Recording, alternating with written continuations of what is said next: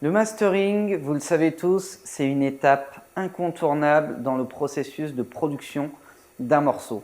Et bien que ce soit très méconnu par beaucoup d'artistes et même beaucoup de producteurs, même parmi les professionnels, c'est vraiment une étape dont vous devez maîtriser les différentes sous-étapes. C'est très important de savoir ce qui se passe dans le mastering.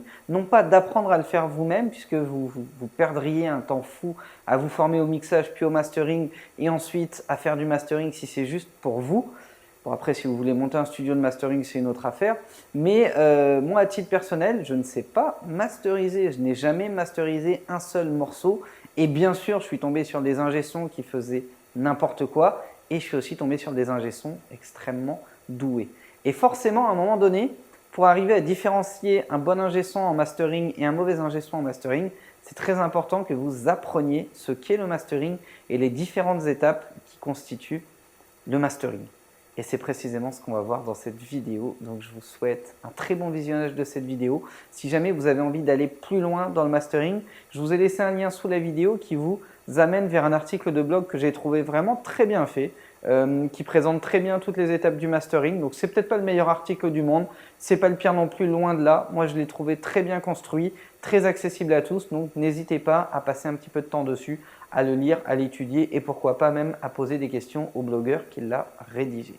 Bonne vidéo. Bonjour à tous, dans cette vidéo, on va parler de mastering. Alors, première chose, c'est quoi le mastering? Eh bien, le mastering, c'est une opération de mixage. C'est vraiment l'ultime étape avant d'avoir un produit fini. Vous voyez, on a parlé du mixage juste avant, lorsqu'on a un morceau qui est prêt avec instru et voix. L'étape de mixage est ultra importante puisqu'elle nous permet donc d'avoir un morceau propre, nickel, qui va bien correspondre à ce qu'on veut, qui va bien sonner, où chaque chose sera à sa place, etc., etc. Et donc on le travaille sur trois axes, l'axe horizontal, l'axe vertical et l'axe diagonal, donc en profondeur, dont on a parlé dans la précédente vidéo. Et bien pour le mastering, c'est un petit peu la même chose. On va refaire un mixage, sauf qu'on va faire ce mixage uniquement sur la piste finale du morceau mixé à proprement parler.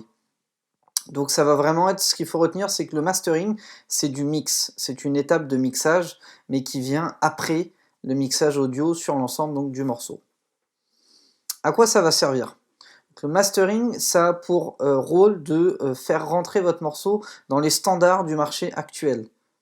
Très simplement, c'est pour que lorsque vous sortiez donc votre audio, vous puissiez l'entendre à peu près de la même manière, que ce soit dans votre voiture, sur un poste des années 80, sur des grosses enceintes en studio, à la radio, à la télé ou un petit peu partout où vous serez amené donc à l'écouter.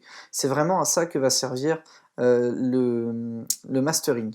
Et vous remarquerez d'ailleurs que les normes du marché évolue d'année en année. Dans les années 70, on avait des morceaux beaucoup moins puissants qu'aujourd'hui. Si jamais vous prenez un morceau des années 70 non remasterisé et que vous l'écoutez donc avec un morceau donc des années 2000, 2010, 2015, 2017, vous verrez que le morceau en 2017 aura beaucoup plus de puissance, beaucoup plus de volume que le morceau donc des années 70, simplement parce qu'à l'époque les standards donc du marché étaient beaucoup moins élevés donc en termes de puissance. Je crois qu'on était à moins 20 dB, aujourd'hui on frôle le 0 dB, on doit être à moins 1 ou moins 0,5, donc c'est vraiment différent. Mais donc voilà, le mastering va vous servir à avoir un morceau qui sera audible de la même manière, peu importe le point d'écoute, peu importe le relais de diffusion.